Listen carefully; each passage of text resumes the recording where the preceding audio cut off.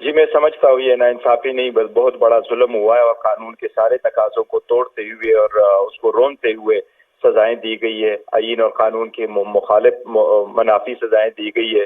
نہ تو be be Bushra be be کا اس کیس کے ساتھ تعلق ہے، نہ کوئی گفٹ بشرا بی بی کے نام آیا ہے، نہ کوئی گفٹ بشرا بی بی نے لیا ہے، نہ کوئی گفٹ پہ دستخط ہے بشرا بی بی کی، نہ اس لسٹ میں بشرا بی بی کا نام ہے، نہ بشرا بی بی نے کوئی ریسیو کیا ہے۔ آپ کو یاد ہوگا اس سے پہلے بھی ایک ٹرائل چلا تھا، اس میں بھی بشرا بی بی کا کوئی دور دور تک نام نہیں تھا۔ اگر الیکشن کمیشن میں چلا تھا یا سیشن جج کے سامنے چلا تھا تو شخانہ کا کمپلینٹ، تو ان دونوں میں کئی نام نہیں تھا۔ اس کا صرف اور صرف مقصد یہ کہ عمران خان صاحب پہ پریشر ڈالے، اس کو بریک کرے اور اس کو سیاست سے آؤٹ کرے اور لوگوں کو یہ باور کرائیں کہ دیکھو ہی از ناؤ گان، ہی از آؤٹ، تو اس لیے آپ کوئی اور راستہ تلاش کرے، اور یہ پہلے بھی ناکام ہو چکے، آئندہ بھی ناکام ہوں گے۔ میں یہ سمجھ نہیں لگ رہی کہ اتنی جلدی ان کی کیا تھی، لیکن یہ ضرور ہے کہ یہ صرف اور صرف ایک لیڈر کو خوش کرنے کے لیے، سیاسی انتقام لینے کے لیے کیا گیا ہے، اور یہ اس کی شدید مذمت کرنی چاہیے۔ میں سمجھتا ہوں اگر عدالت اس قسم کے فیصلے دیں اور وہ بنیادی حقوق کو بھی پامال کریں تو عدلیہ کو تو رکھا گیا درجہ ہمارا عدلیہ کا آلریڈی 130 پر ہے، اس کا مطلب ہوگا پھر عدلیہ کا درجہ تو 260 پہ جائے گا۔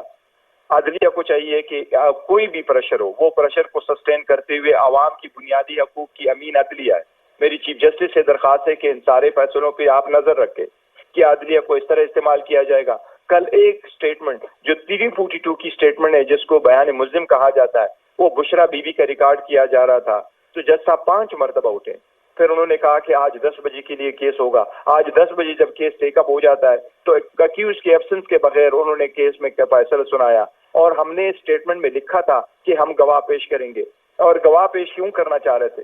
سرکار اپنا ایک گواہ لے کے آیا جس کی کریڈیبلٹی کوئی نہیں تھی، اور وہ کہہ رہی تھی کہ جی یہ 300 کروڑ کا کیس ہے اور 300 کروڑ کی اس کی ویلیویشن ہوئی ہے۔ ایکچوئل ویلیویشن گراہک کی طرف سے آئی ہے جو اتنی ہی ہے جتنی پہلے سے سرکار نے کروائی ہوئی تھی، جس سے سرکار کا پورا کیس پراسیکیوشن کا وہ ختم ہو جانا تھا۔ ہمیں اس لیے حق دفاع نہیں دیا گیا تاکہ کوئی چیز ریکارڈ پہ نہ آئے۔ تو اس قسم کی ججمنٹ ہے، تو میں سمجھتا ہوں کہ ایون سیکنڈ ورلڈ وار میں جب نورمبرگ پرنسپل ہو رہے تھے اور ہیومینٹی کے اگینسٹ ٹرائل چل رہے تھے، اس میں بھی 2 اصول بڑا واضح کیے تھے کہ کراس ایگزامینیشن کا رائٹ کبھی نہیں لیا جائے گا کرمنل کیس میں، اور حق دفاع کا حق دیا جائے گا۔ یہی تو ریزن ہے کہ اس وقت کے اکیوز بھی 82 وٹنسز لے کے آئے تھے ہماری اپنے ملک میں، جس پہ ہمیں فخر ہے اور ہم سمجھتے ہیں یہ اسلامی ہے، جمہوری ہے، عدلی آزاد ہے۔ اس میں بھی آپ لوگوں کو یہ 2 رائٹ لے لو کہ آپ کہو کہ میں آپ کو کراس ایگزامینیشن کا موقع نہیں دیتا، اور اسی وقت میں کراس ایگزامینیشن کا موقع آپ نے چھین لیا، جبکہ ان کے 3 وکیل موجود ہیں اور وہ جج صاحب سے کہہ رہے کہ ہم کراس ایگزامینیشن کرنے کے لیے تیار ہے، اور آپ نے بھیجا، اور اسی سرکمسٹانسز میں آپ نے موقع چھین لیا کہ اس ڈیٹ سے پہلے والے ڈیٹ پہ ان کی وکیل موجود ہے اور انہوں نے بھی کراس کیا ہے۔ ہم کراس کرنا چاہتے ہیں، یہ کیسی سرکار ہے، یہ کیسی پروسیکیوشن ہے جو کیس کرنا بھی نہیں چاہتی، اور ٹیکنیکل بنیادوں سے یہ تو امپائر کو ملا کے ساتھ چلنے سے بھی بڑھ کر کوئی اور ورشن ہے۔ تو یہ بڑی سراسر زیادتی ہوئی، نا انصافی تو میں نہیں کہوں گا، میں کہوں گا یہ ظلم ہوا ہے۔ بسم اللہ الرحمن الرحیم۔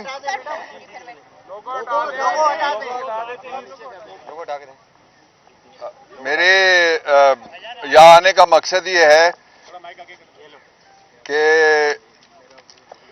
سپریم کورٹ آف پاکستان نے، اسلام آباد ہائی کورٹ نے اور الیکشن کمیشن آف پاکستان نے ہمیں کہا ہوا ہے، ڈسٹرب نہ کریں پلیز، ہمیں کہا ہوا ہے کہ آپ اپنا الیکشن کرائیں۔ پاکستان تحریک انصاف الیکشن کمیشن میں رجسٹرڈ پاکستان کی سب سے بڑی سیاسی تحریک ہے، نظریاتی تحریک ہے اور سیاسی پارٹی ہے اور پارلیمانی قوت ہے۔ سپریم کورٹ کے آرڈر کی وائلیشن آپ نے دیکھی، میں نے پولیس کو کہا، وہ کہتے ہیں مجھے آرڈر ہے، میں نے راستہ روکنا ہے، اور میں نے ابھی آپ کے سامنے جانا ہے۔ کیوں راستہ روکیں گے؟ میرے ساتھ صرف 2 میرے سیکیورٹی کے لوگ ہیں اور تیسرا میں ہوں۔ وائلیشن تب ہوتی ہے جب 4 یا اس سے زیادہ لوگ ہوں، اس لیے میں نے جانا ہے۔ ایک دوسری بات یہ ہے کہ الیکشن کمیشن روز کہتا ہے، الیکشن کمیشن آپ سے مخاطب ہوں کہ آپ الیکشن کرائیں۔ آؤ نا الیکشن کمیشن ممبرز کیوں بیٹھے ہوئے اندر؟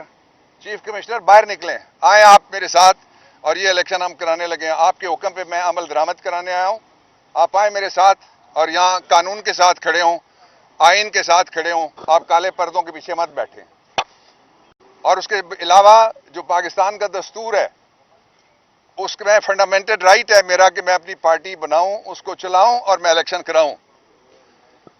اور اس کے علاوہ پاکستان الیکشن کمیشن کا جو الیکشن ایکٹ 2017 ہے اس میں، اور الیکشن ایکٹ 2017 کے علاوہ جو رولز ہیں ان میں اور جو ریگولیشنز ان میں لکھا ہوا ہے کہ میں الیکشن کراؤں گا۔ یہ اجازت ہمیں پشاور میں مل گئی تھی۔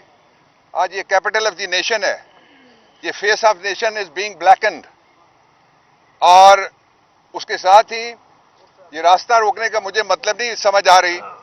یہ اسی طرح کا فیصلہ ہے راستہ روکنا جس طرح کا فیصلہ یہ تھا کہ عمران خان کو پہلے ایک کیس میں سزا دو، دوسرے میں سزا دو، تیسرے میں سزا دو، کسی میں کوئی پروسیجر پورا نہ ہو، فیئر ٹرائل کوئی نہ ہو، آئین بلڈوز کرو، قانون کے اوپر ٹریکٹر چلاؤ، اور جو پروسیجر ہے وہ صرف یہ ہو کہ سزا سنانی ہے۔ آج جو کچھ ہوا ہے وہ حیران کن ہے، پاکستان کے لیے شرمندگی کا باعث ہے، عالمی سطح کے اوپر خبریں چل رہی ہیں جو، اور آج صرف حاضری کے لیے بلایا گیا عمران خان کو اندر، اور جو حاضری کے لیے جب وہ گئے تو ان کو کہا گیا کہ بیان دے دیں۔ انہوں نے کہا میں اپنا بیان، وکیل میرے آ رہے ہیں۔ عدالت کا ٹائم 3:30 بجے تک ہے، یہ فیصلہ 3:30 بجے سے پہلے کسی وقت بھی سنایا جا سکتا تھا، 3:30 بجے تک اس کا انتظار کرنا چاہیے تھا۔ اور پھر ایک جو ماحول پیدا کیا جا رہا ہے وہ یہ ہے کہ لوگوں کی امید پاکستان کے ساتھ ختم ہو جائے۔ جب تک ہم ہیں، جب تک آپ ہیں، جب تک عمران ہے، پاکستان کے ساتھ امید ختم نہیں ہونے دیں گے ہم انشاءاللہ۔ دوسری بات یہ میں کہنا چاہتا ہوں کہ آج جو بڑے پروپیگنڈے کیے جاتے تھے نا سرکاری میڈیا کی طرف سے، وہ پروپیگنڈے مر گئے کہ عمران خان ٹوٹ سکتا ہے، عمران خان کی پارٹی ٹوٹ سکتی ہے، ہم ٹوٹ سکتے ہیں، وہ نہیں ٹوٹیں گے۔ اور آج وفا کی نئی تاریخ لکھی ہے بشرا عمران نے، اور وفا کی تاریخ یہ لکھی ہے کہ خامد کو گرانے کے لیے کہ جو تمہارے گھر پہ حملہ ہو جائے گا اور یہ ہو جائے گا اور وہ ہو جائے گا اور ٹوٹ جائے گا، آج بشرا نے جا کے خود گرفتاری دی۔ پاکستان کی تاریخ میں 3 کام کبھی بھی نہیں ہوئے کہ اس طرح سے کوئی خاتون خود اپنے آپ کو زندہ کے حوالے کرنے کے لیے گئی۔ دوسرا، کبھی نہیں ہوا اس سے پہلے کہ نہ جج ہے، نہ دلیل ہے، نہ وکیل ہے، نہ ثبوت ہے، اور جج صاحب آتے ہیں اور آ کے فیصلہ سنا دیتے ہیں۔ جج صاحب آپ تو رات کو اسپتال میں تھے، تو اسپتال میں کیسے فیصلہ لکھا گیا؟ یہ جاننے والی بات ہے، اور آپ جو انویسٹیگیٹنگ رپورٹنگ کرتے ہیں وہ سارے کریں کہ یہ فیصلے کہاں لکھے جاتے ہیں، کہاں دیے جاتے ہیں، کون یہ فیصلے بھیجتا ہے اور کون یہ فیصلے پڑھتا ہے۔ یہ سارے سوال پیدا ہوئے ہیں۔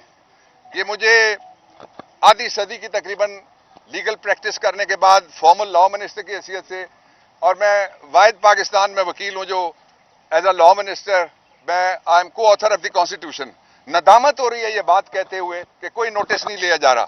جس ملک میں ایک اداکارہ کی بیگ میں سے نکلنے والی اتنی شیشی کے اوپر جس میں وہ کہتی تھی پرفیوم تھا یا کیا تھا، اس پہ سو موٹر نوٹس ہو سکتا ہے۔ جس پہ ایک چیف جسٹس کے بیٹے کی ویڈیو پکڑی جائے بیرون ملک، وہ چلے گئے ہیں، اس پہ بھی سو موٹر نوٹس ہو سکتا ہے، لیکن اس پہ سو موٹر نوٹس نہیں ہو سکتا کہ دیش کی بیٹی ہے جو ضابطہ فوجداری کی 2 دفعات ہیں، 336 نکال کے آپ پڑھ لیں، 371 آپ پڑھ لیں کہ فیصلہ کیسے سنایا جائے گا۔ وہ آ رہی ہیں راستے میں، 3:30 بجے تک انتظار کر لیتے پھر فیصلہ سنا دیتے۔ لیکن یہ جو کچھ بھی ہو رہا ہے یہ بتایا جا رہا ہے کہ قانون سے بھی کوئی بالا تر ہے اور آئین سے بھی کوئی بالا تر ہے، لیکن یہ سارا نظام جو اس وقت قانون اور آئین سے بالا تر ہے، 5 حکومتیں ہیں۔ ان حکومتوں کو میں پیغام دینا چاہتا ہوں کہ ہمارا وقت بہت لمبا ہے، پاکستان کا وقت بہت لمبا ہے، آئین کا بھی انشاءاللہ بول بالا رہے گا، لیکن یہ جو فیصلے کیے جا رہے ہیں ان کا وہی اشر ہوگا جو جسٹس منیر کے فیصلے کا اشر ہوا تھا۔ میں اب آپ سے اجازت لیتا ہوں، and I am just going to go